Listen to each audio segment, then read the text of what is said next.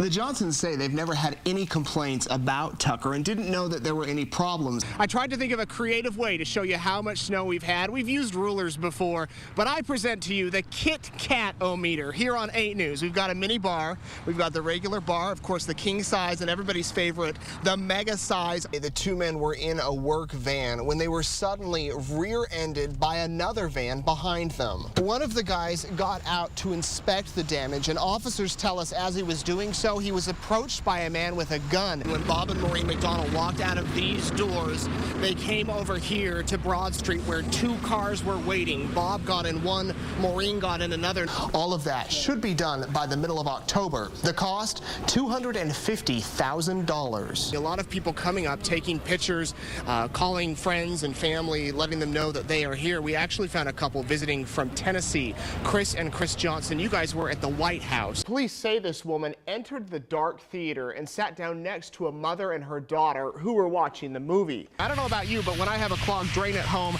I get a plunger. This plunger's not going to do much here, but I want to show you how deep.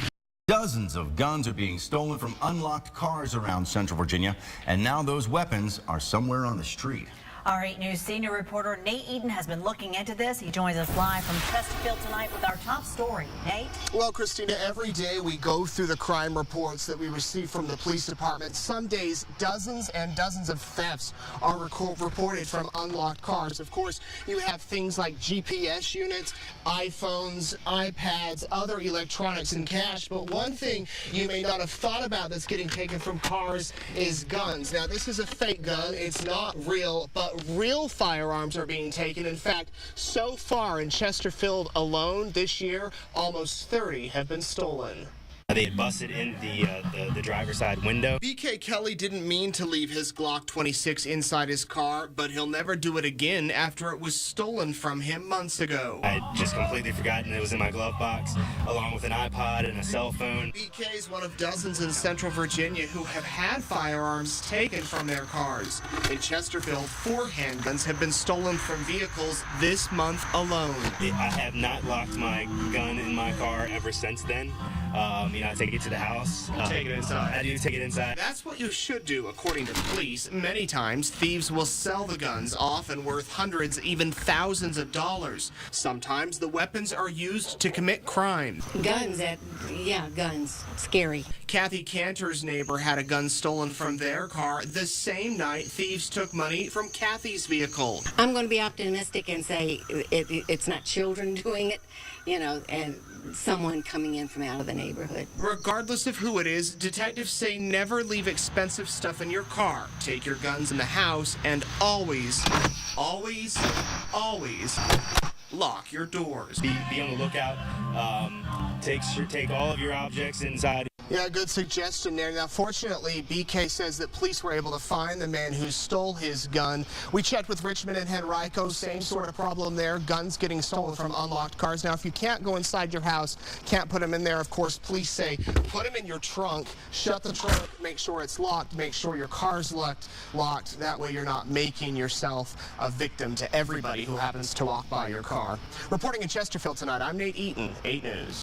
This is the petition floating around the city of Richmond. It calls for Chief Brian Norwood to remain here. A lot of people say crime's down, morale's already low in the police department. They haven't had a raise in 5 years. Is now really the time for a new chief? We can't get enough of what he's done for us. Rosetta Torrance is the woman behind the petition. She says over the past 4 years, Chief Brian Norwood has transformed her Jeff Davis neighborhood. This is a rough part of town. You guys have your problems. He's helped you, though. Totally. Look at where you are.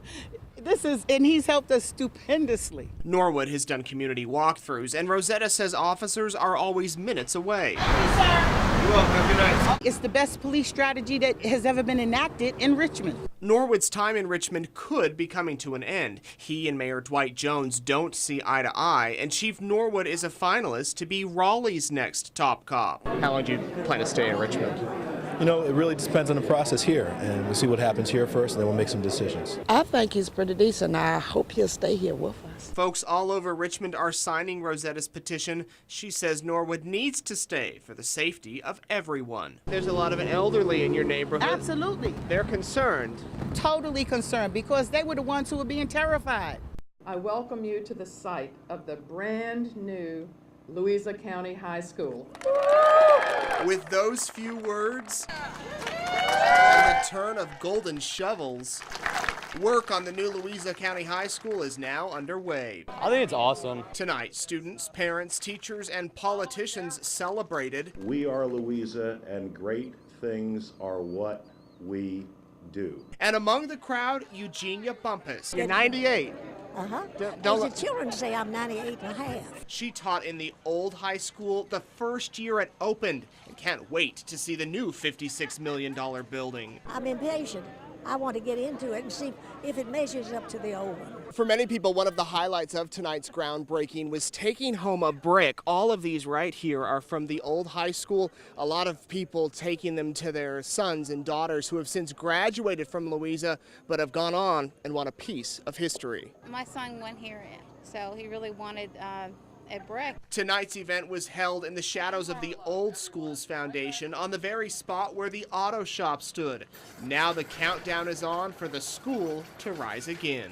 You're going to be around for the opening of the new one? Absolutely. That's why I want them to hurry up. Hi, everybody. Thanks for being with us. We begin in the Weather Center tonight. I'm Nate Eaton along with Tim Pantages. It's been one of those days where you want to stay inside. We now know the names of the 12 people who died in the Colorado movie theater massacre. The oldest victim was 51 years old, the youngest 6. Let's go back to when this all began. It was Friday, June 8th. That's when Sullivan agreed to step down. Over the next week, rallies and protests were held in opposition of the removal. Tonight is the 5th night in a row. Many folks in our area have no power. Crews have been working around the clock to restore electricity across the Commonwealth. Right now, a little over 9,000 customers are without power. 4 major Hollywood studios are joining Warner Brothers in withholding their box office numbers this weekend. In a rare show of solidarity, Sony, Fox, Disney, and Universal will keep movie revenues quiet. Caught on camera tonight, a truck driver in China right here dangling off of this truck. You can see him there. The truck overturned. He was transporting 30 tons of coal.